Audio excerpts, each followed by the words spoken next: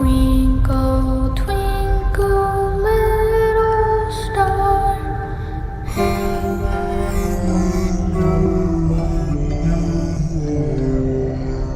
He's alive!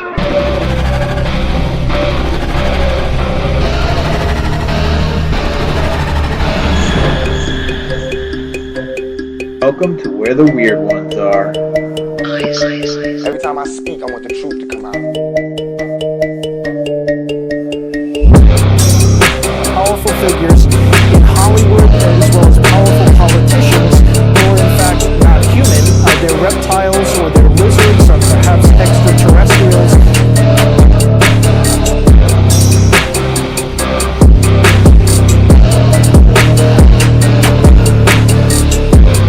I don't think it is a human. I think it's a Sasquatch.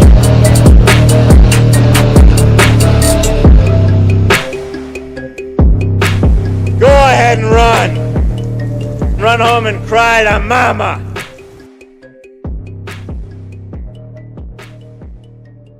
Let's get weird. What's up, you fucking weirdos? Welcome to another episode of Where the Weird Ones Are. My name is Kevin, but you probably already knew that, and if you didn't, now you do. Today's episode is with Brett Lloyd. He is an author and a medium and a carnivore enthusiast. He lives and breathes the carnivore lifestyle. A good portion of the first half of this episode is that's what we talk about.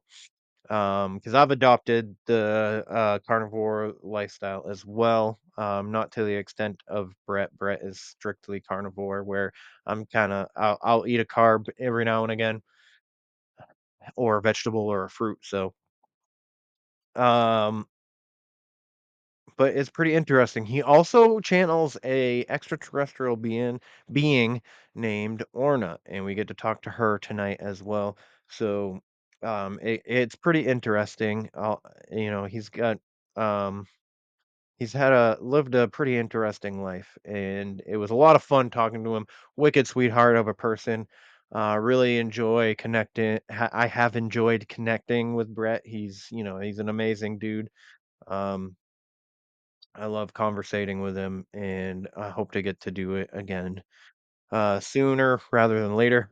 But yeah, he's a wealth of knowledge, and he's gained that through his living the life that he's lived. You know, he lives gratefully and gratitude with much gratitude, um, which is a good way I think that we should all adopt in a way to live. So I don't know. Again, I really enjoyed this conversation. He's an amazing dude. I like him a lot. But quick shout out to the sponsor, Flavors of the Forest, raw garlic dust, Bigfoot's breath. Dude, I can't tell you enough. Every episode, I have to say it's the best garlic powder on the market. You're not gonna find the garlic powder at the stores like Hannaford or Market Basket or whatever fucking grocery store you go to is not in comparison. Like you taste it so good, and you don't need a lot out of this. It's really it's really tasty if you like garlic. Um, so if you love Italian food, get yourself some of this shit. It's really good. Um, the way to go about that is flavorsforest.com. That's where you can get yourself some bottles. Try it for yourself, and you will see the hype that I put it up to. It matches everything that I say. Um, and you can also follow them on Instagram at Flavors Forest. And Nelson and Matt, phenomenal dudes. Love them to death. I hope to always be able to work with them. They're a lot of fun. So, with that being said, I am doing a raffle for a good friend, Amanda Goodwin from the One Nothing podcast, where you can win a tub of my protein. You can also I'm throwing in a bottle of the garlic, my coffee. you can get all 4 of my hot sauces and a t-shirt of your choice. So those are all the things that you can win. It's $5 a ticket, $10 for 5 tickets. You can Venmo me or PayPal me. Um, so either if you are having a hard time finding me on PayPal or Venmo, I mean, it's literally Kevin Sapiel Jr. That's where I'm at, on either of those. And make sure you put raffle when you send me it so that I put you on the tickets. Um, I feel like if I get a random $5 or $10 thing, I'll automatically know that it's raffle, but just to be rather safe than sorry, put in for the raffle. Obviously, probably put your name as well and contact information.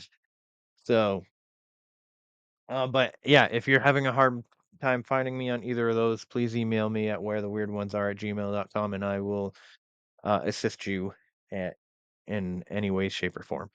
But if you don't have Venmo or PayPal, there might be other ways that you can get it. I don't know. Either way, all the proceeds for the raffle are going to Amanda's GoFundMe to help her get a new car. She is a struggle bus down there in Florida, and we really, in order for her to work and make the money so she can produce her podcast, her passion, we're doing that. Her jobs depend on her car. So, and she's been without a car for almost 2 months now. So, if you're interested in, or you can just donate to her GoFundMe if you want to do that too. That's totally fine. We'll be drawing for the winner in a couple weeks. So, hopefully the week before Christmas. That way, if you're going to use any of what you get out of the raffle as like a present for somebody, like a last minute gift, you'll get it before, Christmas Day, hopefully. Um, but yeah. So, with that being said, that is pretty much all I have for today. So please like, follow, share, subscribe, leave a rating and review if you feel like doing so. You can always leave a review at where the weird ones are podcast.com. That's where you can also get hot sauce, you can get coffee, and soon you'll be able to get supplements there. You can also get the merch. So if you want a t-shirt for yourself or for any of your loved ones, you can go there and get you can go there and get one. Um uh I think that's pretty much it. Patreon, I'm gonna start putting the Patreon episodes, so they're not gonna have the intro music and the intro and the outro. I'm just gonna put the complete raw recording with the guest on Patreon. So if you're interested in supporting me on Patreon, it's literally $5 a month. You get a free coffee mug, early access to the show, and you get story time. So, which is an extra segment that I do. But yeah, that is that. So let's get into this episode with Brett, shall we? It's a lot of fun. Please let me know what you think. They're coming to get you, Barbara.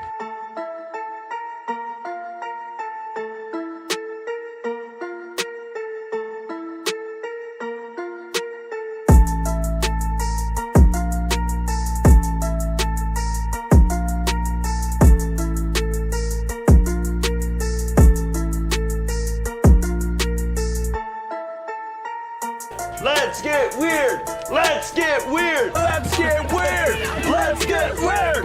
Weird. Get weird.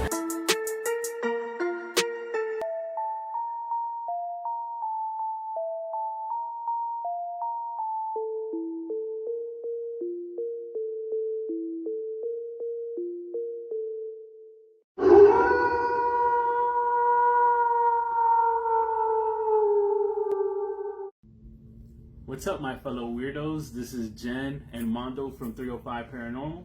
And you're listening to Kevin from Where the Weird Ones Are. If you like what you hear, like, comment, sub, and share to hear more. Peace. What's up, everybody? Welcome to another episode. So happy to have you here. Today I have Brett. He's a carnivore, and he also channels extraterrestrial being. Is that correct? That is correct. All She's a right. So 10,000-year-old light energy being of Arcturian descent. that's amazing.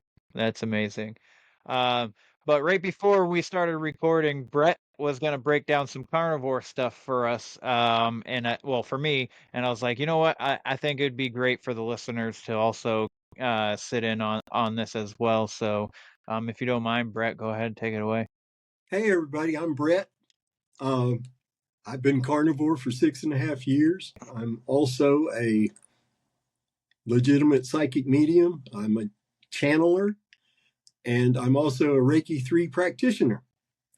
I love being in service to others, and I'm really excited to share my story and my experiences, part of my health journey, and then my spiritual journey. Both are stories that people seem to enjoy hearing. So I'm happy to be able to share that with you all today.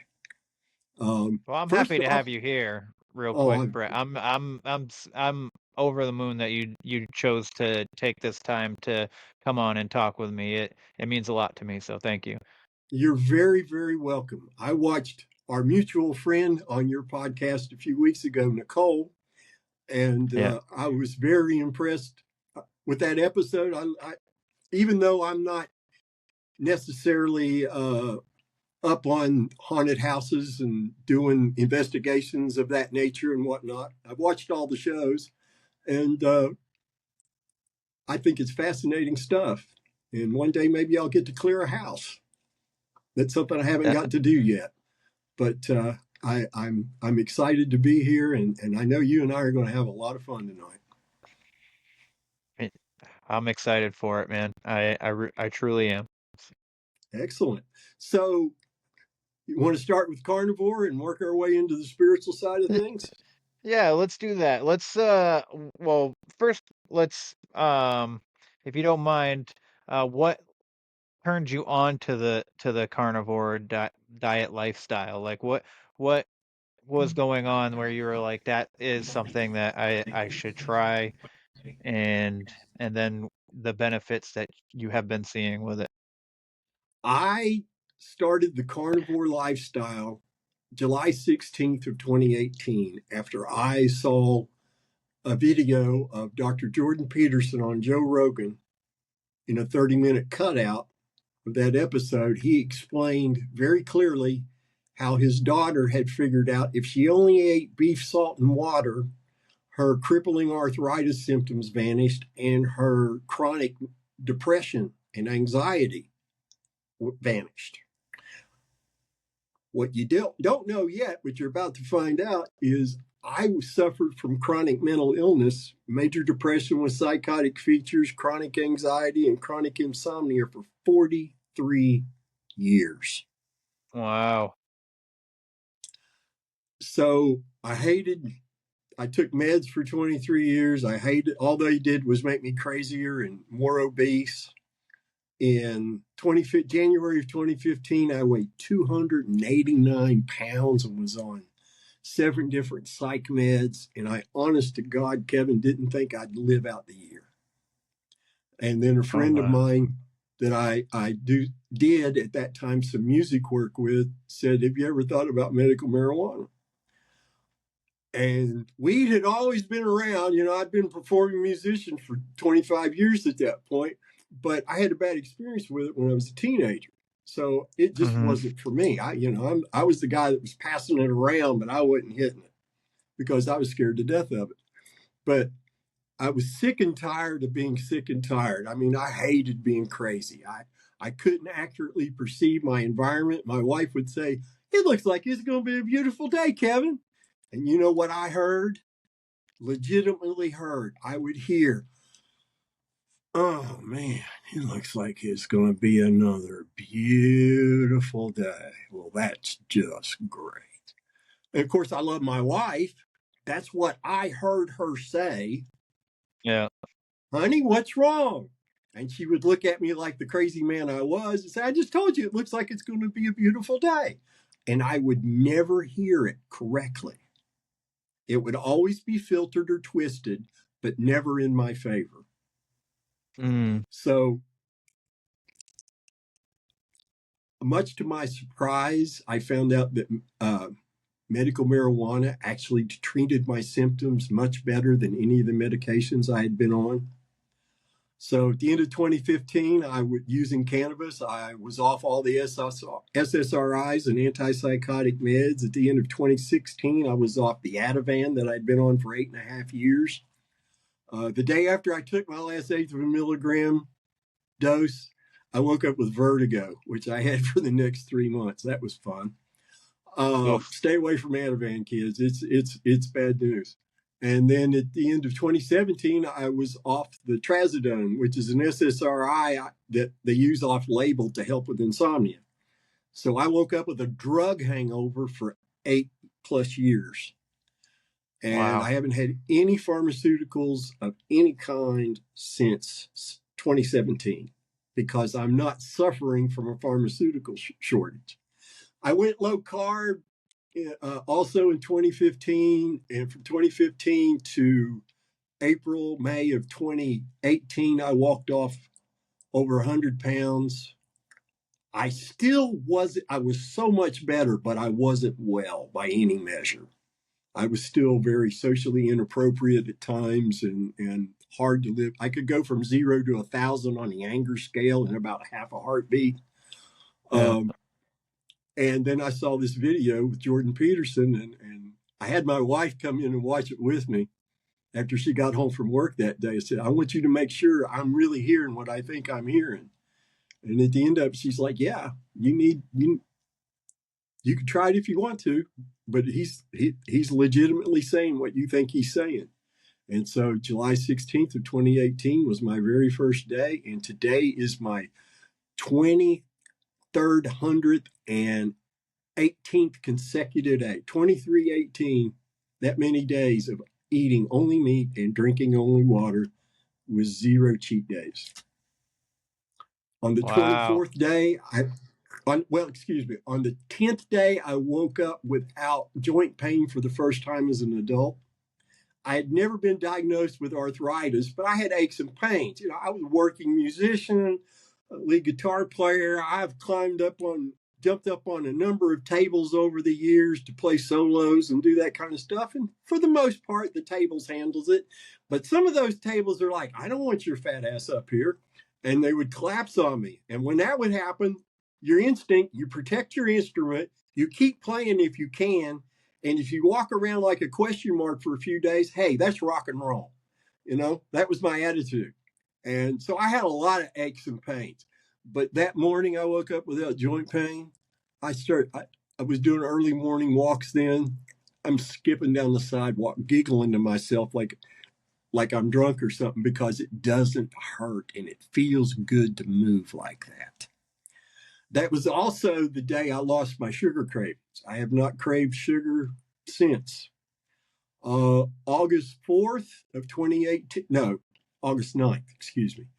I am taking a walk and it was like somebody flipped a switch. And all that rage and anger, frustration, that shadowy darkness, all that shit that kept me from being the man I wanted to be, it all just vanished.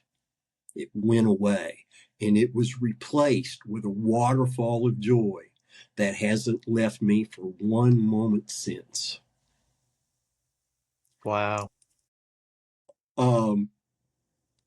6 months later, the anxiety was gone, has never come back. The only times I get even remotely anxious now is for legitimate reasons, like a loved one's in a hospital. Yeah. That's the only thing that might cause me anxiety. The insomnia was gone after 10 months. And in December of 2018, I discovered, well, let me give you the directions. This will make more sense to you then. Yeah. These are the directions that I follow. And I learned this from the Zeroing In on Health group on Facebook, the carnivore group that's been around for years and years. It was in existence before Facebook was in existence. And these people figured this out. And they have 4 basic directions. And I follow. It's one of the reasons I decided to try carnivore because keto, good Lord, you needed a record keeper to do keto, right? And I wasn't For I didn't real. have the brain. I didn't have the brain energy for that. But number one, only eat when you're hungry. No snacking. You only eat when you're hungry. Number two, when you're hungry, Kevin, only eat meat until you're not another bite full. You want to be Thanksgiving full at the end of every meal, without exception. That eliminates all snacking from your life because you're not hungry. Right. Number three, Kevin, only eat the meat that you crave, that satisfies you, that you can afford. Now, if I could afford it, I'd have filet mignon 3 times a day. But I can't afford that, so I eat lean ground beef instead.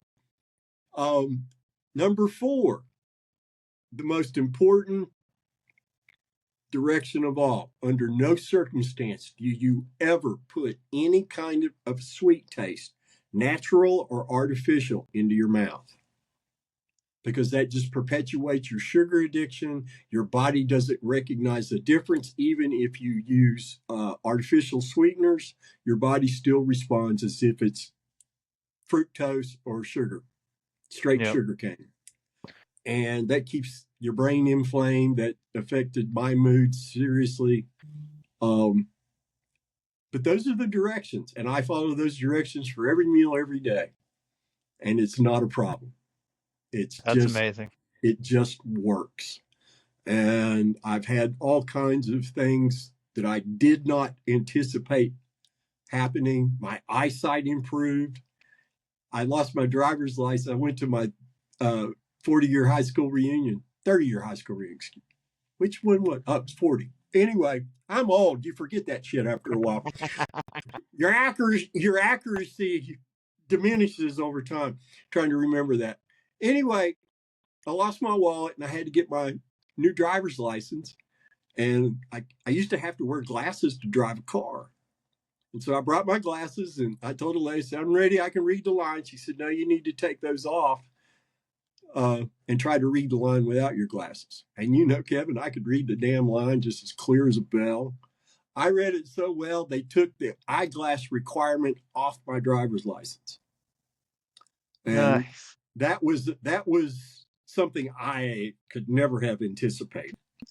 I had a lot of skin tags. Almost all of them are gone, have been gone. I've got one under my armpit that just won't fall off. I'm not going to pull it off because that'll hurt. I'm going to wait for the damn thing to fall off. And I got to the place, and this is years before I got into spirituality. And in fact, without carnivore, spirituality would have never happened for me. But I started, after the second year, I started experiencing what I call effortless daily happiness. I wake up and I'm smiling before my feet ever hit the floor. It's like, all right, man, I got to do this, I got to do that. And oh man, it's going to be all. That's my attitude every day. As soon as the alarm goes off. And I owe it all to the carnivore lifestyle, because when you don't consume any inflammatory materials, your body's free to heal, repair, and transform you into the human you were always supposed to be. And that's why I follow the carnivore lifestyle. And for people who've been going to the doctor for 20 years and been following the doctor's directions, but they're still not well, they're getting heavier, they're slowing down, they have enormous amounts of brain fog, it's hard for them to concentrate, etc. If you're sick and tired of being sick and tired, maybe you want to give the carnivore lifestyle a 30-day try and see if it works for you. Because it's not for everyone. There is no one size fits all way of eating that works for everybody, because our physiology is specific to the individual. There is no. Go ahead. Yeah, no, I was just gonna say, I mean, I can attest to the hunger. When I first started it, like I barely was even hungry. I would have my breakfast, I'd have my lunch, and then I'd have almost half my dinner because I wasn't hungry enough to eat my dinner. So then I cut breakfast out so that I could still eat my dinner because my girlfriend would make like quite a bit of food, and then I felt bad for not eating it. You know what I mean? So I Mhm. cut breakfast out, and then it's just been lunch and dinner, and I don't feel hungry enough to really have anything else. I mean, I'll snack on some pork rinds, but that's about it. Mhm. That's very common. Most carnivores go to 2 meals a day. Most do. Not all, but most do. I need to eat 3 times a day. Yeah. But that's my physiology that requires that. I hmm I also found and learned the hard way that meat's not just my fuel, it's my medicine. And if I'm late taking my medicine, bad things start to happen. I had a really good job selling cell phones inside a Walmart supercenter. People were coming to me. I wasn't trying to hustle up sales. They came to me. I want this phone. Da da da. I got a commission plus an hourly rate. It was glorious, but I couldn't eat when I was hungry. Inevitably, when my lunch period would come around, that's when a customer would come up and I would have to spend an hour and a half with them. Uh-huh. After 2 weeks of that, my wife and I got into an argument one day, and it was lasted a long time. And I remember thinking, this has been going on a while, but I feel like I'm making some good points. Let's see where it goes. And finally, my wife threw her hands up in the air and she said, you sound just exactly like you used to. You're not making any sense at all. Oh And I'm boy. like, whoa, wait a minute. That's not good. And the only thing that was different, I was still eating the same amount of meat. Everything else was the same. What was changing was I was having to wait till long after I was hungry before I got to eat. And I'm like, hmm there's no job worth me going back down to Crazy Town for. So I had to give that job up. And Yeah. I was right back to normal literally the next day because I could eat when I was hungry. So Yeah. for a lot of people, meat is not just the fuel, it's also the medicine. Yes, yeah. It's interesting to me how much I'm not knocking modern medicine and stuff like that. Like I get the purpose. I understand that, it was meant for good, but a lot of it has been nothing but crap, and it makes us sicker. Like you were on all these meds for all these other things, and then it was just keeping you in the same spot. You know what I mean? And then Mm-hmm. you switch up your lifestyle, and things start changing. Like it's amazing. I mean, I listened to Joe Rogan literally today, and they were talking about um freshly hunted meat, Mm-hmm. and once they consume it and stuff like elk and stuff like that, they were talking about how like spiritually it feels, like how you feel something after you eat it. You know what I Mm-hmm. mean? You went out there, you did the work to get the meat, you butchered it, you put it on the grill, you cooked it, and now you're eating it, and then it's something like very primal that is necessary for humankind, like for us as people. It connects, I feel like it connects us more to nature through hunting, and I mean, I get there's a lot of people out there that's like, oh, let's be kind to the animals, blah blah blah blah. We don't want to overhunt, blah, blah. I mean, I get the overhunting thing and stuff like that, but I mean, you don't realize. And he actually, you want to know what? Even Joe Rogan and the guy that he had on were even talking about um, these big farms for these vegetarians. They're killing animals to protect your vegetables. You Exactly. know? Exactly. Exactly. And they lose their minds when you mention that to them. Yeah, it's a very organic way of eating. Uh, hmm and to those who, well, you get yours from the grocery store. You're not out hunting your meat. I live in Jacksonville, Florida. There's nowhere to hunt. Exactly. That you kind of just have to go to the grocery Exactly. store. So, And and You know, I thrive on red meat. I don't eat Mm-hmm. chicken. I've only been eating lean ground beef and bacon with every meal every day since December of 2018, unless somebody else bought me a steak. I like Okay. steaks. I love T-bones and, of course, filet mignon, I've already said, but I can't afford to buy that. And I don't want to, if I can afford it, I'm saving that money for something else. Because Mm-hmm. ground beef and bacon is delicious. It suits my physiology perfectly. I don't feel like I'm lacking from anything. My lab work says I'm definitely not lacking for anything. All my vitamins are in great shape. And for those who are like, yeah, you're going to get a heart attack, you know you're going to die. You can't eat bacon every day for that many years and not suffer something horrible. My blood work, I had a C-reactive protein test that measures how much inflammation is in your body. And it's at 0.04%, which is not zero, but I have a 0.04% chance of ever having a cardiovascular event. So I sit here before you at age 63 on no pharmaceuticals, enjoying life better now than I ever have before. That's and one beautiful. awesome thing for any men around 60 years of age, 50 years of age, you know, when your hormones come into balance, your plumbing works properly. And my wife eliminated osteoarthritis from her shoulders, eating only meat and drinking only water. And the benefits that we didn't anticipate was that hormonal thing. And it's like we're living a freaking fairy tale now. Have been for years, because we communicate better. We, our intimate time is just ridiculously awesome. She's 65, I'm 63, and we feel better than we did when we were kids. That says something. Yeah, For and sure. a lot of people are like, well, if you could go back and do it, I don't want to go back. I'm having too much fun now. What do I want to go back there for?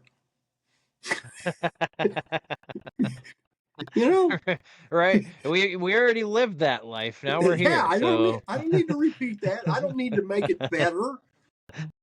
But you can bet your bottom. I've already made up a list of things that must be certain before I incarnate the next time. And one of those will be I'll learn about the carnivore lifestyle before the age of 10.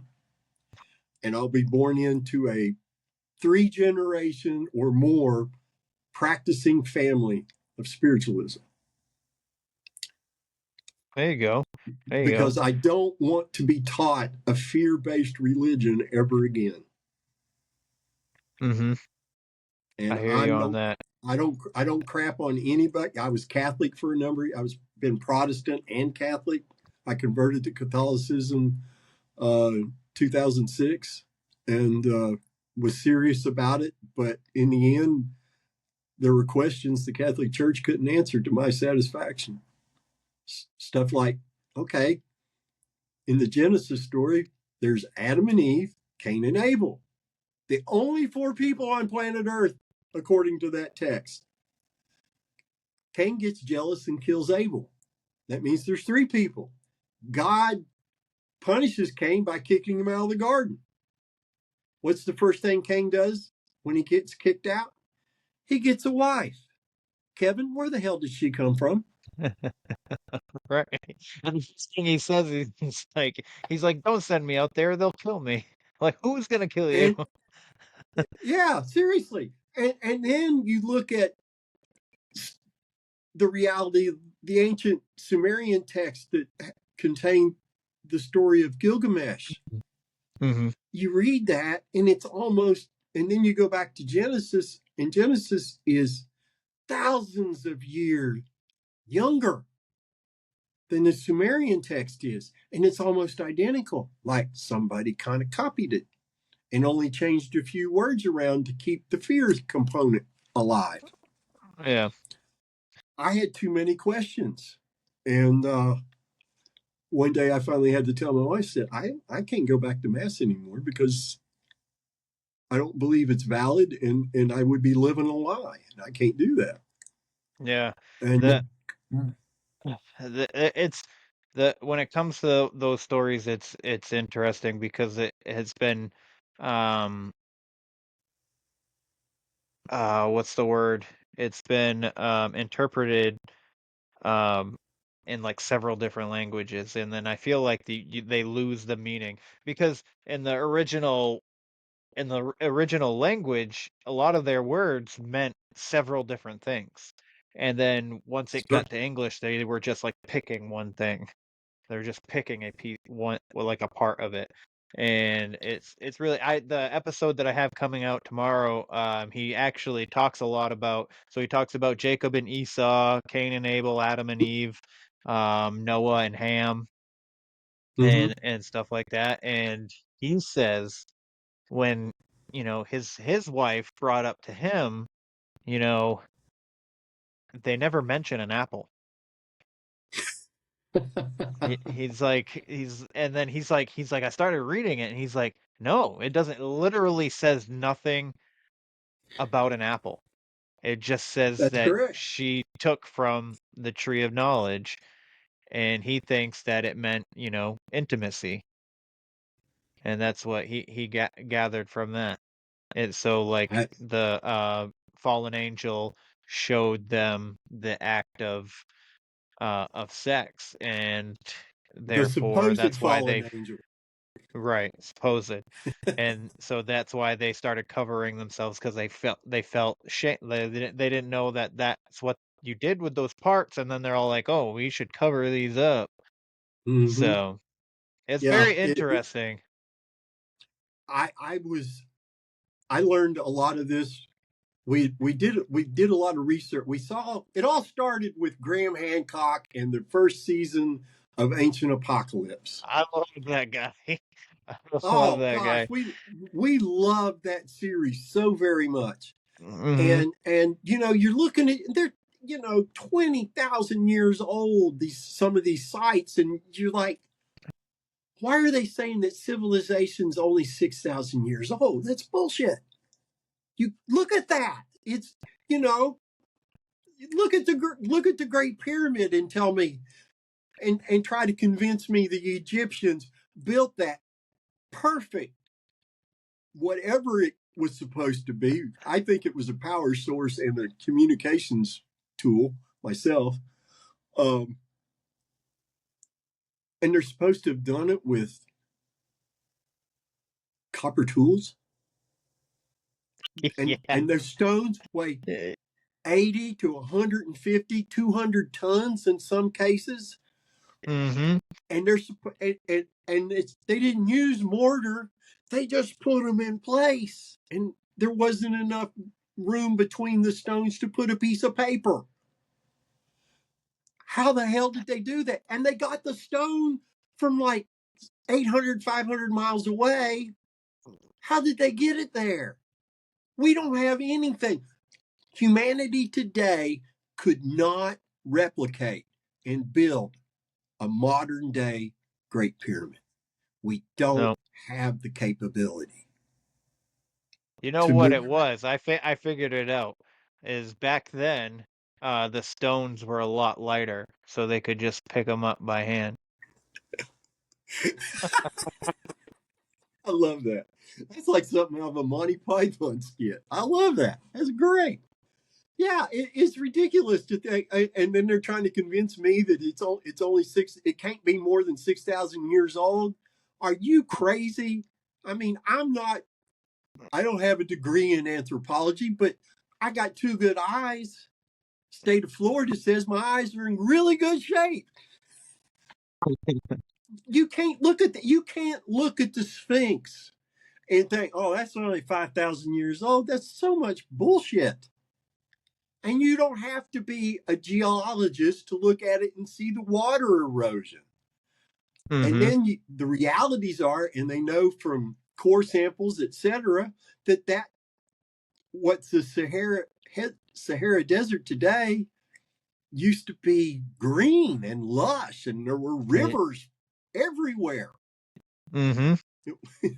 everything's so much older than what we're told it is. It's fascinating and it's interesting, and it's just, to me, it's just laughable when I see these experts trying to convince me that something that's obviously impossible to build today is only 5,000 years old. Please. I don't know if humanity tried today to build a great pyramid, I bet it would take over 250 years, assuming we figured out a way to pick up blocks that heavy. Because the cranes we've got now, they couldn't handle that kind of weight. They couldn't handle the weight of the trilithon in Baalbek in Lebanon. Those 300-ton stones that were set on top of a 25-foot flat space of stone. Mm-hmm. How the hell did they get 300 tons of stone block up that high to set it there? And then set another one on top of it. Yeah. So all of that contraptions with rope. Oh yeah.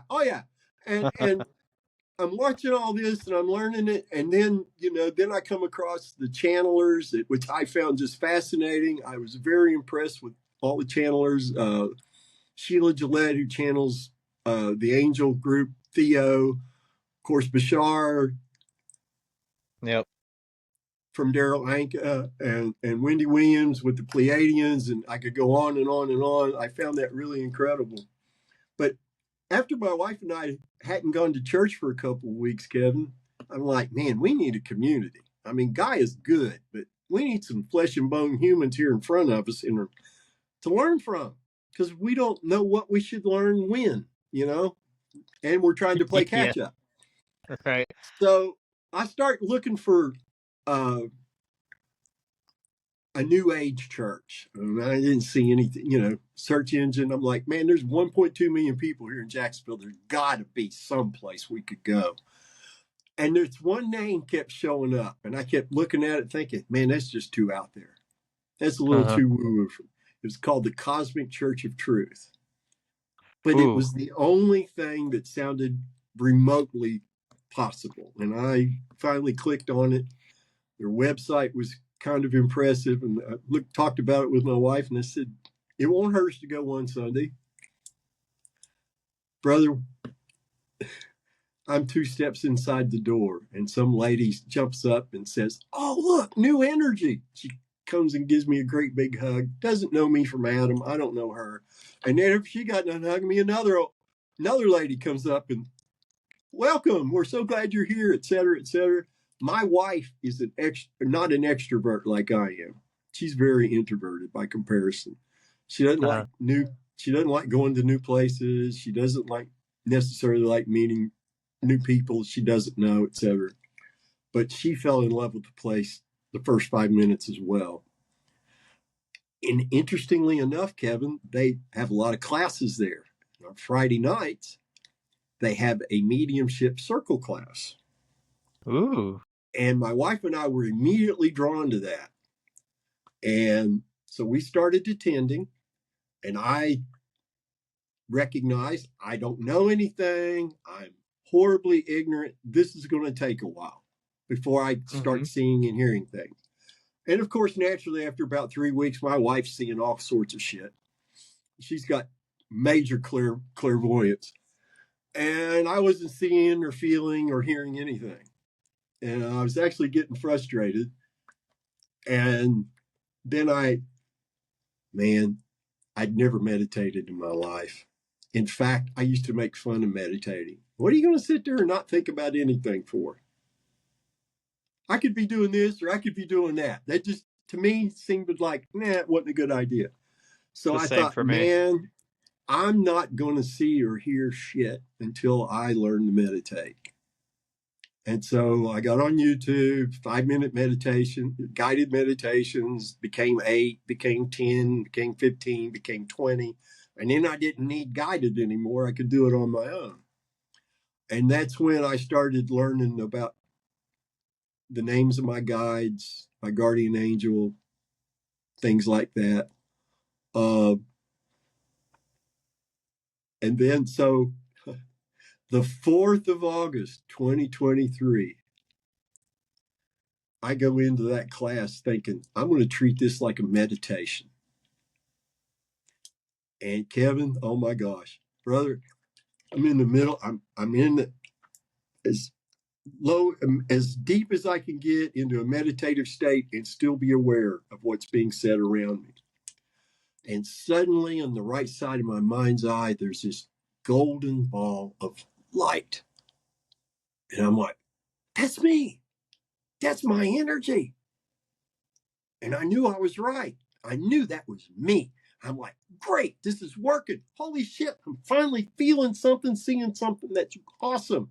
And then a few moments later, Kevin, I just about crapped my pants because a blue ball of energy appeared on the left side of my mind's eye. And I'm like, wait a minute. That's not me. That's not mine. What's going on? And the teacher had always told us, if you see something, hear something, or feel something that you don't understand or makes you uncomfortable, just bring it to the group.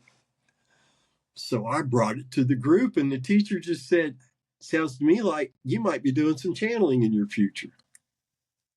Like I said, I'd seen those channelers on Gaia. I was impressed with them. I enjoyed those programs very much, but I never thought of me, guy with my health history, old busted down guitar player, is going to channel some alien. Get serious. I don't think that's going to happen. 5 minutes later, a very talented young man named Drew came to me and said, Brett, standing on your left is an extraterrestrial with sapphire-colored eyes, and they want you to know, if you're willing, they will make a significant connection with you. And for a second, I thought my guts were just going to jump out of the floor, where my intuition is, turn around and scream at me, do it, say yes, say yes, say yes. And so I said yes. And that's when I became connected to a 10,000-year-old light energy being of Arcturian descent named Orna, O-R-N-A. And that ride home that night was weird because, my wife and I came, just the two of us, and we really, if you'd have asked us, we'd have both thought on the way home it would just be the two of us, but it was me and her and Orna. And I was trying to, I was asking questions and she was giving answers, but she wasn't giving me any information that could mess me up. And she was being very patient with me. And that following Monday, on Mondays, my wife and I work at the same. My wife is the production manager at this print shop, prints T-shirts, jerseys, those sorts of things. Oh, and cool. I do the nastiest job that they can't get anybody else to do, 1 day a week, and it makes the car payment. So we're on our way to work, and Orny tells me before we go out there, I must speak to your wife on the way to work. Right. There was no mention of how it was going to happen. There was no discussion of channeling. I must speak to your wife on the way to work. So wife's driving, and I said, Orna wants to tell you something. My wife's like, now? Yes, now. Just drive and listen. And I looked at my wife, and suddenly, Kevin, in my mind's eye, my vision split. In the top left-hand corner of my mind's eye, I could see my wife, hands on the steering wheel. On the left side of my mind's eye, in the bottom left corner, I could see my foot propped up on the dashboard right in front of me in the seat beside my wife. And I could hear Orna talking, but it was like it was, 150, 200 yards away. I could barely make it out, but I could make it out. And basically she told my wife, you don't need to be afraid. He's not gone crazy again. He's going to make mistakes, but he'll never make the same one twice. And I want you to understand that your marriage is as important to me as it is to you. and he's not going to be rushed into anything before he's capable of handling. And my wife's like, well, thanks for telling me. And suddenly I got my vision back. I was like, looked at my wife and said, how was that for you? And she said, that was very strange. I said, well, you should have been where I was. Let me tell you what. But since then, Orna's refined the connection. And now when I channel her, the bifurcation of my vision doesn't happen. And it's very easy, almost effortless to start the channeling. And then at the end of it, after I finish channeling, it's like the greatest joy in the world overcomes me.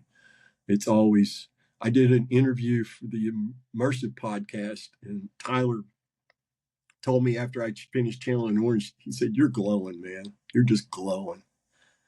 Because it's just the most wonderful feeling afterwards. While I'm channeling her, I don't hear much. Maybe a word once in a while. My body will respond to anything that she says that would normally evoke an emotional, physical response. Yeah. I've come out of the trance laughing before because she's got an incredible sense of humor, thank God. And she's made others laugh. And I come out of it in a good mood and they're laughing. That's always fun. And she's also said some stuff that's inspired an emotional response from others. And I've come out of it, my face wet, like somebody threw a glass of water in my face, from tears. And the person that would be receiving the channel would be crying and wiping their nose and stuff. But she's on a mission from Source. She's here to help humanity understand that love is the universal tool. It is the ultimate tool. And when enough humans are practicing that kind of love, then that's when the planet will finish and complete its ascendance to the fifth dimension.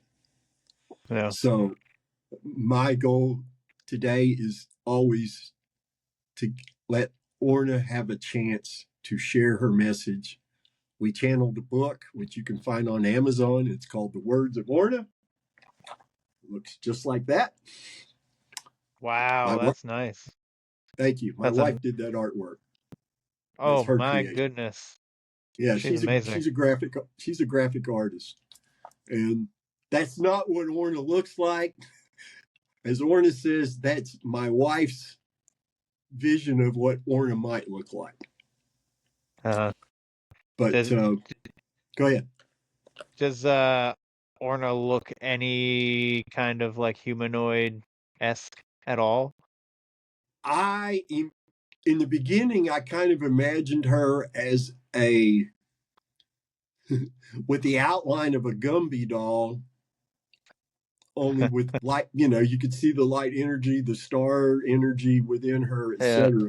She's a 10th dimensional being. And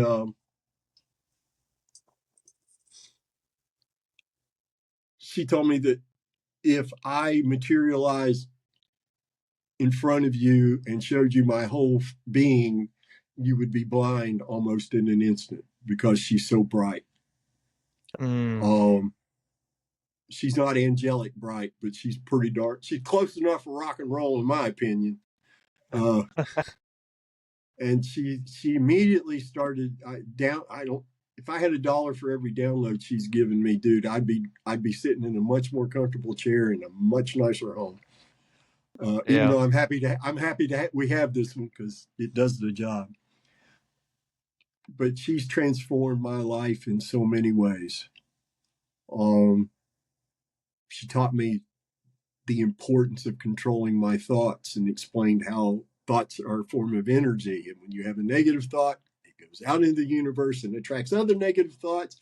And hey, it brings it all back to you. And I'm like, no, I did that for 40 years. I don't want to do that again. No. And conversely, of course, when you think positively and look for the light and everything, and the same thing happens, only it's positive things coming back to you. And, when we're kind to ourselves, the universe rewards us. Mm. And, you know, Orna showed up August 4th of 2023. The second Saturday of every month at the Cosmic Church of Truth, they have what's called a psychic fair. And there'll be 4 to 6, 7 readers, and then there'll be 2 or 3 Reiki healers. And November of 2023, I did my first psychic fair as a reader. Wow, how was that? It was amazing. I had been a performing musician. I was performing at that time. In fact, that day I had a gig that night. And I remember thinking halfway through the day, because we were really busy. I did like 7 out of a possible. There were 10 slots, and I did readings out of 7 of them. But I remember halfway through that day thinking, as much as I love performing, this is so much more fulfilling. It's so much more rewarding. And by January of 2024, I gave my notice to the band because this work is just too important. Orna's work is too important. And one day I know she and I are going to be traveling around so she can share her message to more and more people. In fact, we've got our second paying gig the first Saturday in December, where we're going to be speaking to people at a, I don't know what you would call it, sort of a metaphysical facility. It's called the Create Your New Beginning Center. And okay. And life is just beautiful. I'm so much calmer. A gentleman from our church who gave me and my wife our first readings there on the first psychic fair we ever attended. And then he had some physical problems. He's like in his 80s. And so we didn't see him for almost a year while he was getting his health squared away. And he showed up a couple at the last psychic fair, actually, and had a great visit. And he looked at me all of a sudden. He says, and he stood up out of his chair and he said, "You're not like you were when I first met you. You're completely different." Oh, wow. I'm like, "Yes, sir, I am." And it's great. I love it. And then I said, "And here's the reason why." And I showed him the book, and he got his little monocle out so he could read it. And he's like, "That ink's on there. I'm not reading it. I can't tell what it is real clear." And I said, "Well, here, how about I show you this side?" And channeled by, and he looked at me, "By you?" He said, "No wonder you're different." It's been a journey of joy. And I know that joy's never going to go away as long as I'm doing the work that I need to be doing. And being in service to others is just the greatest thing ever for me. I mean, I enjoyed performing. I could inspire people. I learned later I was channeling source energy when I was playing. And there would be times, one song in particular, Comfortably Numb, the old Pink Floyd song, I would get so happy while I'm performing that song that I would brush up against the fourth dimension and start crying, which is fine if you're playing the solo, nobody cares.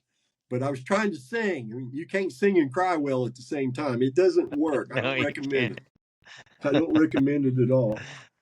But there are days I miss performing, but then I just remember why I'm not performing now. And it's then I don't miss it anymore. I'm doing what I should. I'm living my purpose. And if you get the opportunity to live your purpose, jump on it, because it's a gift. It's a gift from source, and you can't do better than that, I don't think. So I'm extraordinarily fortunate. I'm lucky to be alive. Most people that take meds as long as I did, they lose a third of their life. Orna told me, she said, if you keep on playing music, you can still do some of my work on the side and you'll live to be 88. But if you devote yourself entirely to this work that I want us to do, you'll live to be 94. I'm like, well, I don't care if you kill me tomorrow. I'm going to do your work, because people need to know. They need to understand love is truly the answer to everything. And if you're running into a difficult situation, and if you're in a difficult situation, ask yourself this question: what would love do? And once you break that down into an answer you can understand, you need to follow that, because it's always going to work. Love never fails. Humans fail. Love never fails, especially the unconditional love of Source. Yeah, so I've been saying for a long time that I think the whole purpose of being alive and for us is to experience and to feel and give love, So and it starts with learning to love yourself. Yes. Because if you don't learn to love yourself, how in the world are you possibly going to be able to express love to someone else? And in Western society as well as I do, Kevin, you ask something, do you love yourself? I've had people tell me straight to my face, well, isn't that selfish? Like, no, are you serious? No, you got to learn to love yourself first. Maybe that's why you've had 5 marriages. I don't know. No judgment here, I promise.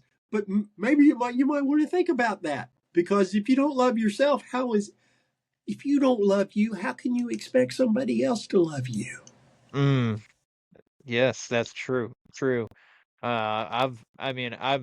I've struggled with liking myself my entire life, so it's a lot better now. I still experience those kind of like negative feelings when you get stuck in your head and stuff from time to time. A lot of people still do. But I think working on yourself constantly and just knowing that you are lovable, you are enough, you deserve everything that that is good is a good step. I mean, shadow work is so important. Oh, absolutely. You got to be willing to step in the darkness to pull yourself out of the light. Absolutely. Absolutely. And I think talking to ourselves negatively is probably something that we should probably step away from. I mean, you can criticize yourself about certain things, but to beat yourself up constantly about every little thing is counterproductive. Oh, 100%. And people don't understand how powerful words are. And we end up manifesting our own misery just from our speech so often. And that was, there still are times, somebody pulls out in front of me and, I have that moment of, is this it? Is this how it's going to end? Please, God, don't let me die in a car crash in Jacksonville. That's my constant prayer. But even that now, the fear of death, I had a QHHT session several months ago and learned about 3 past lives, experienced 3 past lives. Oh, wow. And that eliminated my fear of death, because we never really die. We just move from the physical, the incarnation we're in now, and we move back into spirit and reunite with the part of our soul that didn't make the journey down here with us. Because if all our soul came down here, the human race would never have existed past the first generation, because a baby's brain in utero couldn't handle that kind of energy. It would just melt the baby's brain. So that's why we only bring part of our energy with us when we come. It's one of the reasons. And once I lost the fear of death, then the thought came, well, if I don't have to be afraid of dying, what really do I have to be afraid of? Nothing. The answer is nothing. You and I, we're all eternal beings. We're here to learn. Fear is a liar. Fear inhibits learning. Yes, And it does. there's the tree of fear, and then you got the branches of the tree of fear with concern, worry, doubt. We spend all our time with these negatives, and it keeps us from becoming the person we were supposed to be. And only in spirituality have I without spirituality, would never have learned these things. And I would not be blessed to do the things that I'm able to do today. And say the word, and I'll let you meet Orna, and you can ask her some questions, and she might even have a message for you. I don't know for sure yet. She might not. Okay. But that's Well, purely up to you, sir. yeah, well, I did want to ask, like, because I know you said that when she spoke to your wife, you were seeing like yourself in one corner of your mind's eye and your wife in the other, and now you don't really see anything. Are you able to like know what she is saying when I only pick up a word here and there. I uh-huh really don't know. It's like tonight, I'll get a vibe. I'll get a vibe for how well it went, because uh-huh I know it's going to go well. It always does. But I won't know what she said. I won't know what she said until I see the playback. I okay, won't have it. I know it'll be positive because she doesn't give negative messages. all right, And she's wonderful, and she's consistent, and she's so wise. It's just mind-boggling. I was watching, a friend of mine, ours, was over here the other day, Sunday, and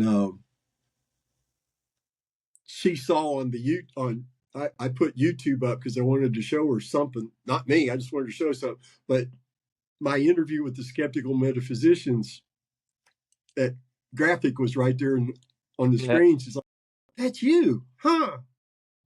I didn't know you did those.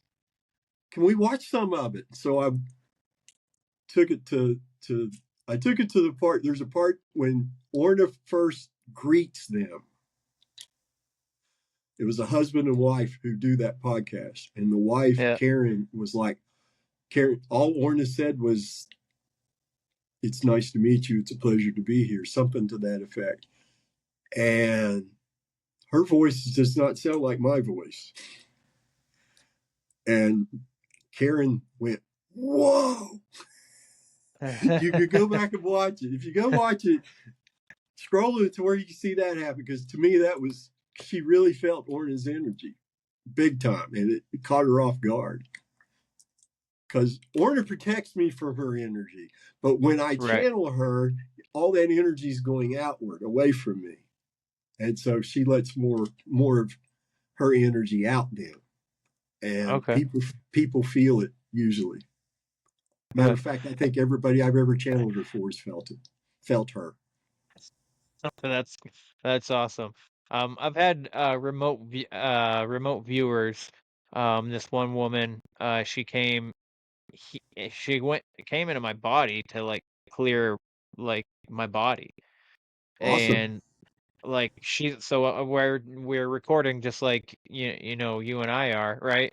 Mm-hmm. And so she had me close my eyes. She said sit up straight, and then it's funny. I don't know if she ever listens to the show very much, but I know she listens to some. Um, but it's fun to just because it's hilarious the way she said it to me in like um my weird sense of humor. But she's like, "Can you feel me?" Like, yeah, yes, I can. Like, well, I felt like there was an ocean inside my body. Like my body was just going like this the whole time. but like when because my body already started doing it, right, and I'm sitting Mm-hmm. there and I'm just started kind of like swaying unwillingly, and she's just like, "Can you feel me?" And I was just like, "Yes." That's wonderful. That's wonderful. Yeah, it Yeah. was pretty cool. It was a cool experience. When I was a junior in high school, I played football, and I basically got slammed down on somebody's foot like that. Ooh. And my L5 was pushed out a little bit. And so if I stood in one spot for too long, my back would start hurting. Mm-hmm.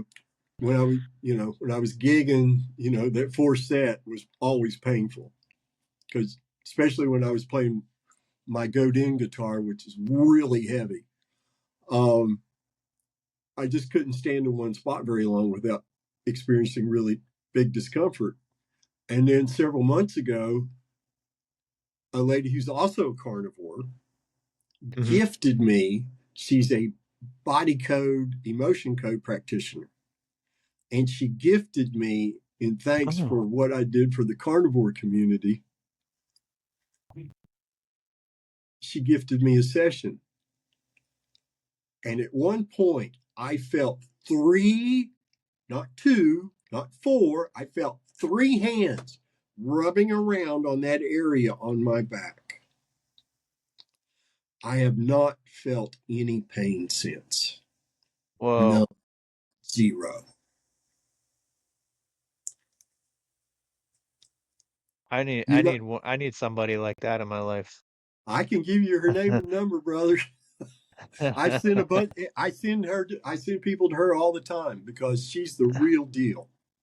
Yeah. And she's only like 4'10". She's just a little itty bitty thing. She's been to our house before. A friend of ours came from out of town that lived in Missouri, and she drove up here so she could hang out with us. And but she's just a little short lady, but boy is she powerful. She brought out her pendulum to help work on her the friend that was visiting's uncle or father. And I'm sitting here watching that pendulum back and forth and swirling around, doing all this kind of stuff, and I can feel the energy just pouring off of this little itty bitty lady. Spiritual energy, man, there ain't nothing like it. There just isn't anything like it, and there never will be. You're not wrong. It is the essence of all creation. It's so cool. And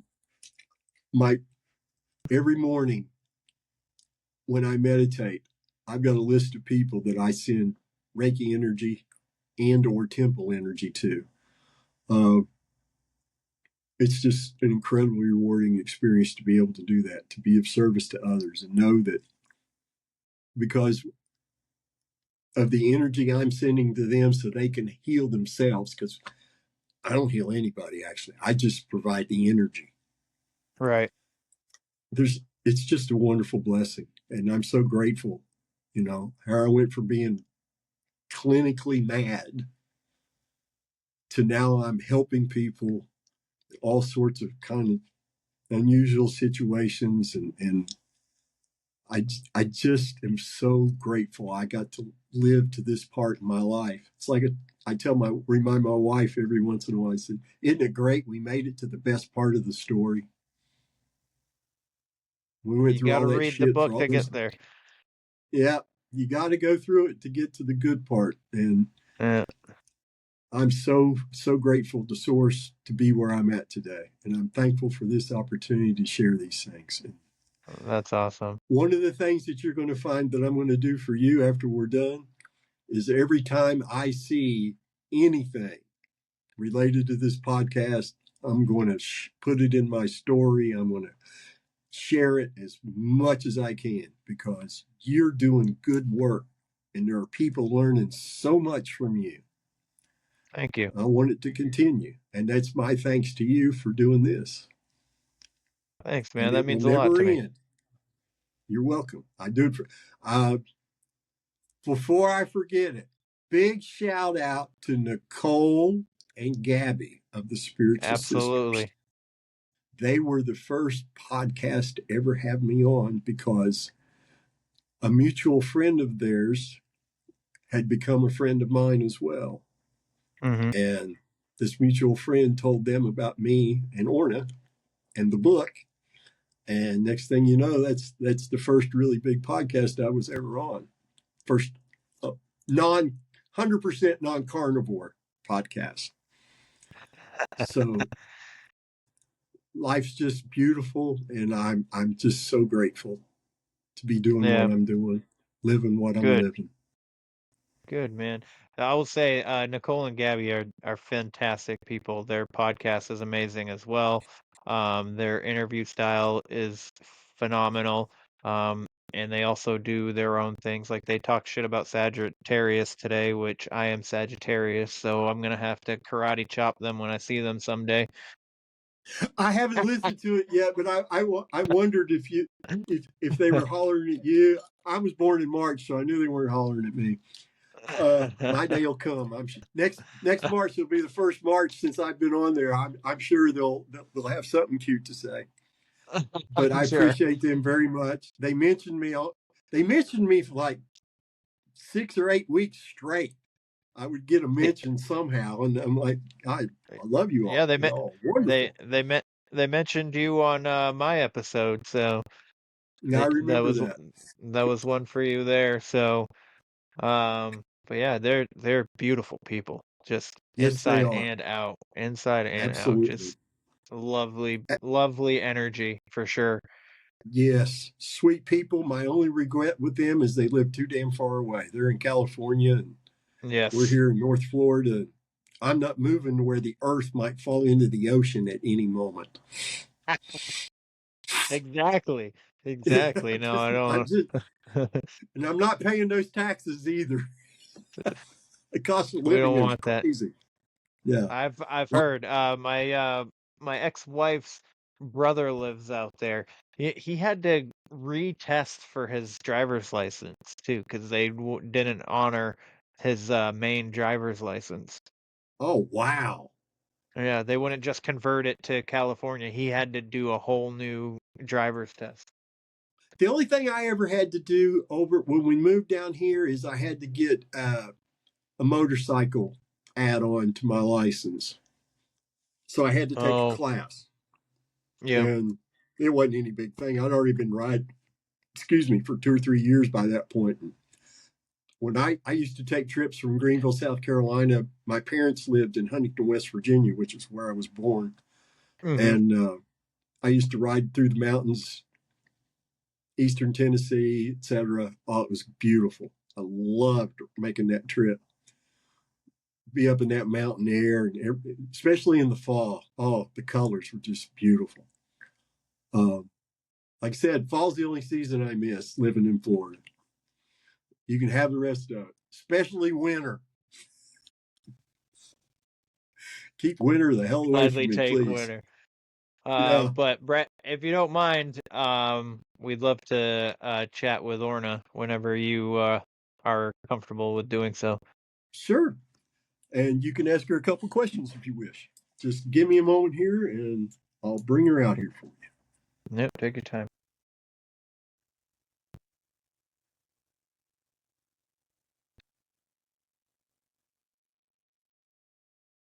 Greetings. I am Orna. How may I serve thee?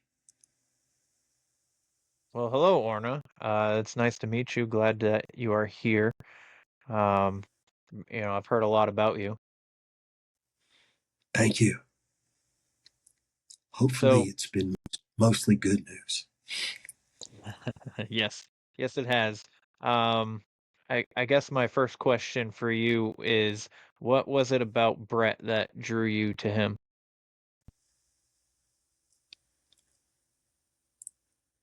I was drawn to Brett after looking through his Akashic records. He's an old soul. He's been every good thing and every bad thing a human being could possibly be in this schoolyard called Earth. When he sets his mind to accomplish something, he never relents. He doesn't quit until he's reached the goal. And I first met Brett before he began this incarnation. And he agreed, we agreed together, that he would be my channel so that I could complete the work that Source had asked me to do. I first came to Brett when he was around the age of 7. He didn't recognize me specifically, but he saw the white lights I had placed in front of him, and he heard the tinkling sound that I added. And for the first time in his life, his head filled up with energy. But he recognized, and rightfully so, it turns out, that he couldn't talk about to anyone what he had seen, especially his parents, because he would have been chastised for carrying tales. So I would check in on him from time to time, every so many of your years. And when he became unwell, I watched him from afar. And then once he achieved his wellness that he's described to you, I began to truly believe this work would begin. And not long after he became well, he began, because of the class that he mentioned and talked about earlier, he was finally vibrating at a high enough frequency for me to connect with him.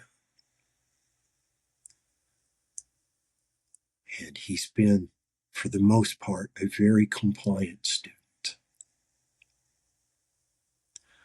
And I would say I'm very proud of him, but I don't want his ego to get out of control. But he's steadfast. He's committed to this work. And I'm ever grateful that on the night that he mentioned that he agreed to fulfill his agreement with me. Hope this question was answered satisfactorily. Do you have another question? Yes. Thank you for the answer. And I wanted to also ask,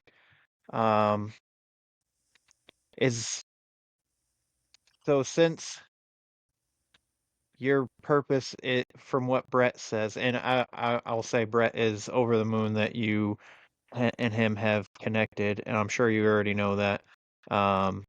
But the message for humanity is love, and that's the only way that we can ascend. Do you see a near future of unanimous love on Earth being achieved anytime soon? The goal is not unanimous love, but it is a massive amount of love that will be needed to assist in the ascension.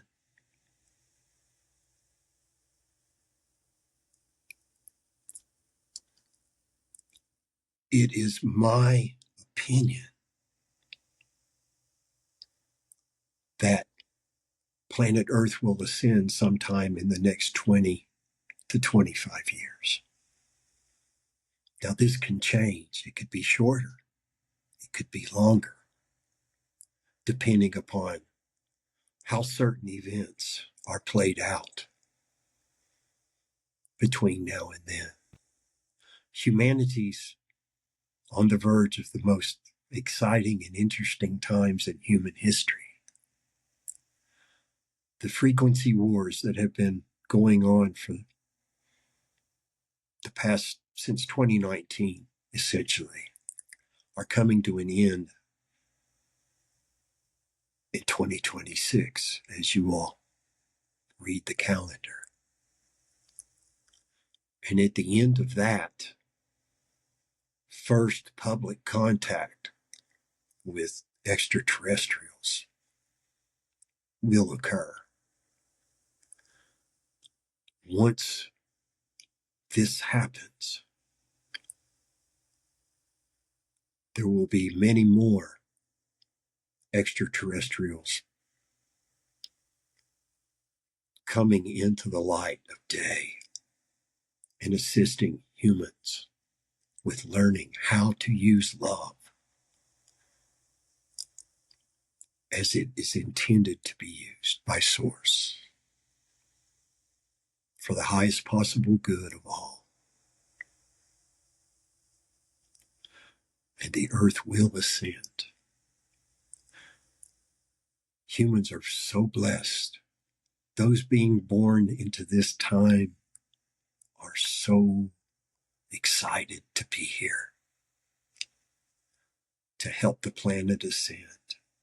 The other extraterrestrial beings are very happy to be here to help humanity become what it was always meant to be. This highly creative, ever-seeking expression of Source, love, light, and energy. I hope this answers your question sufficiently. Do you have another question? Yes. I was curious on when Brett channels you, what does it look like for you when you are channeled through him, where his eyes are closed physically? Are you still able to see once you are occupying his energy field? I am never blinded. Never. Okay. Brett's eyes are closed because it's what his physiology demands when he channels me. Mm-hmm. It's specific to his physiology. Others are able to channel and act almost in a conversational manner. It might be a change of the tone of voice, but the eyes can be open. Esther Hicks comes to mind immediately. But over time,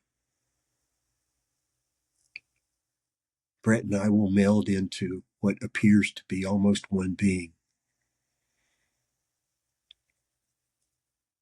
But the message will always be the same. Mm. Love is the universal tool that Source has blessed us with, all of us, of all species, of all races. And when love is used properly, it's the most beautiful experience in the universe.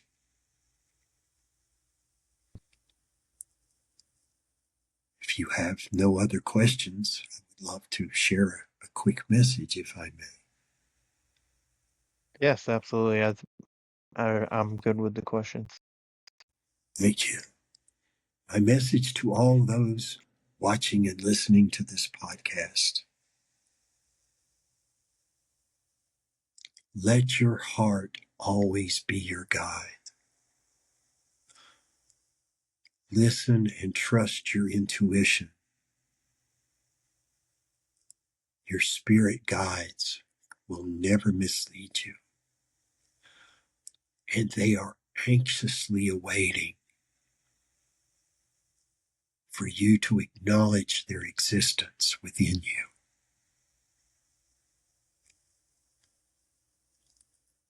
Throw fear out the nearest window, never to be felt again, for fear is truly a liar. trust your intuition, and never forget all the answers to all the questions lie within you, within each and every human being on this earth.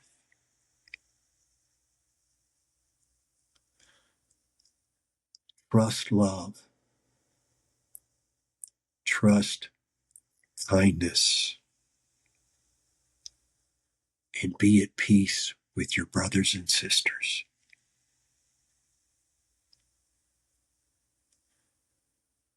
I am Orna. It has been a joy to speak with you, Kevin. Thank you Continue for being your here. great. You're most welcome. Keep doing this great work that you're doing. For many more are benefiting from this than you are presently aware of. Fare thee well for now. And I pray and look forward to another conversation in the future when time and space allow. Goodbye for now. Thank you.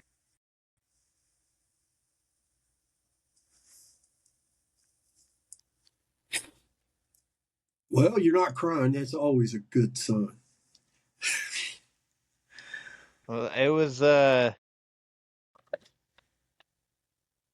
pretty direct and to the point. So I don't know. I enjoyed it. It was Well, I'm nice. glad. Could you It feel was her nice. energy?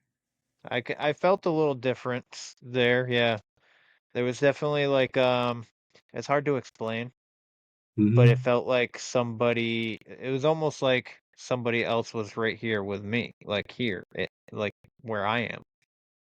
You know what I mean? Just kind of like standing Mm-hmm. here next to me. So that was, and then as soon as you backed up to open your eyes, it was gone. So that was pretty neat. I like that. Well, I'm glad you felt her energy, I and love her it, message. it's a beautiful message for sure. And I'm so Mm-hmm. lucky that I get to be one of the people who shares that message. I'm just so grateful. And this is the part that I mentioned to you before we started recording. There's always this. We're in the moments now where it's like my reward for channeling her. It's just so beautiful. It is. Wow, I'm a lucky man. I swear I am. You are. You Oh are, God. man. I'm so happy for you too. Like, I mean, it's it's hard to put into perspective from my end of things for how like to perceive what you get to experience on a day-to-day basis, but just like the message alone of love is, I don't know, I try and live by that example as much as I possibly can. Obviously, I mean, humans are flawed by nature, so some days it's harder than others, but that's something that I've been trying to live by for the past couple of years on my healing journey and stuff. And for someone, a 10th dimensional being, is saying that that's the purpose, and that's it just tells me that I'm on a path that I'm supposed to be on. And isn't that a great comfort to know Mm, that you're not just absolutely. spinning your wheels and burning time without accomplishing something? And you're heading in the direction of absolute wellness with your carnivore lifestyle. Stick with it, my brother, because you have so much joy coming to you if you do. I will. I'll definitely do that. Um, but anyways, Brett, so um my last question that I love asking, I already know, I definitely with you, I definitely know the answer to it. But are you finding fulfillment in your life with everything that you're doing? Absolutely, 1,000%. I every day is of one form of success or another. I mean, even if I only interact with my wife, it's a beautiful experience because I'm focused on joy, happiness, positivity. Yeah, I'll step into the dark to pull somebody out of it, Uh-huh. but that's the only way I'm spending any time there. Life is beautiful, and this will not be my last incarnation. I can't. Awesome. I'm already looking forward to the next one because I won't come back unless I know about carnivore before the age of 10, and unless I'm born into a 3 or more generational spiritualism type family. I do not want to learn and be indoctrinated into another religion that's fear based. I don't want anything to do with it. My days with that are over. I hear you, man. I hope we cross paths in the next life. You know, Well, if anything. next time you find yourself in Florida, stop when you're in Jacksonville. I'll give you my phone number and give me a call, and we'll get together and have some burger and bacon together if you want. And you get to see the temple area that my wife constructed, that we try to meditate in when the weather allows us. Yeah. There's a documentary by a gentleman named Freddie Silva called Temple Making, and the last third of that documentary is a physical reenactment of how to build a temple. You don't need megalithic blocks to do it. You just need male and female stones about yay tall, and you need to know the geometry. That's why my wife did it, because she understood. Me and geometry, man, I got a D- in it. They just didn't want to see me take it again. They were so happy to get me out of there because I was sucking. Oh, man. But thank you so much for having me here, and like, just keep doing what you're doing. Thanks, man. You're Thanks. putting the pieces together, and you're going to become the mighty oak tree you were always meant to be. Yeah, I have an oak tree tattooed on my back. That's awesome. That's a nice little synchronicity. Yeah, absolutely it is.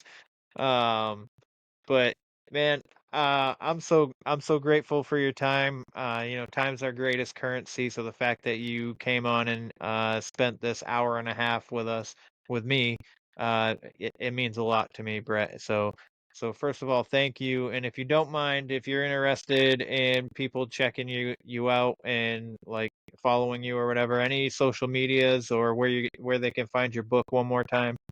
You can find Orna's book.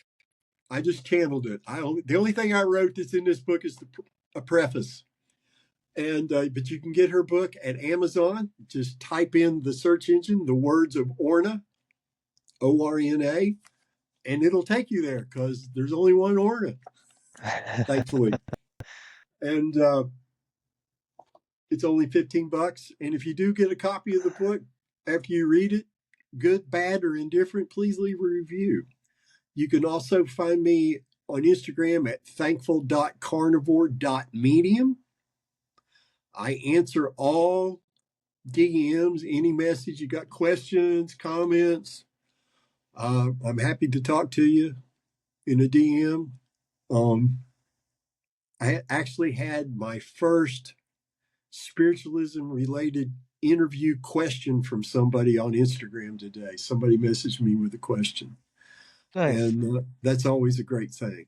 I'm always happy to do that, and I'll never leave you hanging. I watch my social media like a hawk, and as soon as somebody's wanting to talk to me, I get an alert, and I will not leave you hanging, and we'll address what you want to talk about without question. Cool. Cool.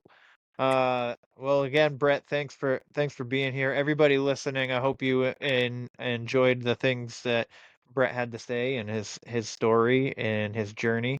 And check him out. Check out his book, or well, Orna's book, I should say. But other than that, please like, follow, share, subscribe, leave a rating and review. You don't have to, but if you decide to take the time to, I would appreciate it a lot.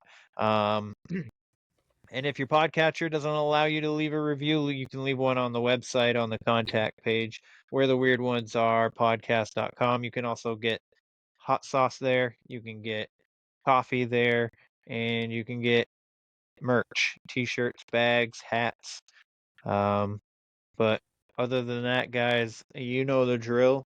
Question everything and stay weird. Long live the weird ones.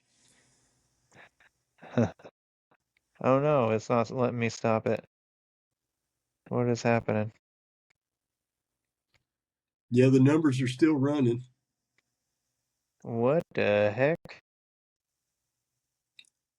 Oh no, we're trapped in a vortex. We can't turn it off. We must continue. Why isn't my button lit up? Oh boy. Well, let's see. Well, I guess I'm just gonna have to end this session to stop it, I think. That's the only other button. In my little window, it says 99%. So that tells me most of my video and audio has already been uploaded. Yours says 100. Great. On my end. So. Well, your end's the end that matters. Yep. All right. Well, since it's not letting me press the stop button, I guess I'll just say goodbye to you now. I hope you have a fantastic night, Brett. Again, thank you for doing this. It really means a lot to me. Well, I'm happy for the opportunity. You've been a joy to talk to. And, anytime you want to have another conversation, just say the word and we'll have it, even if we don't record it. Nice. I like that. I like that a lot. All right, buddy. Until next time, take care of yourself. I know you will. Thank you so much. Be at peace, my brother. Take care. All right, bye.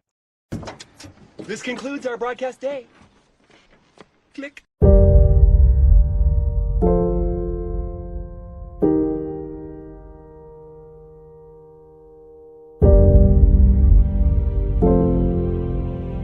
Because in the end, none of us have very long on this earth. Life is fleeting. And if you're ever distressed, cast your eyes to the summer sky, when the stars are strung across the velvety night, and when a shooting star streaks through the blackness, turning night into day. Make a wish.